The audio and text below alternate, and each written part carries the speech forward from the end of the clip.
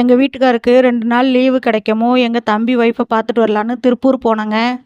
திரும்ப திருச்சிக்கு வரலான்னு பஸ் ஏறுற ஸ்பாட்டில் தான் எங்கள் வீட்டுக்காரரு, "வா பண்ணாரி கோயிலுக்கு போயிட்டு வரலாம்" அப்படின்னு திடீர்னு கூப்பிட்டுட்டு போனாங்க.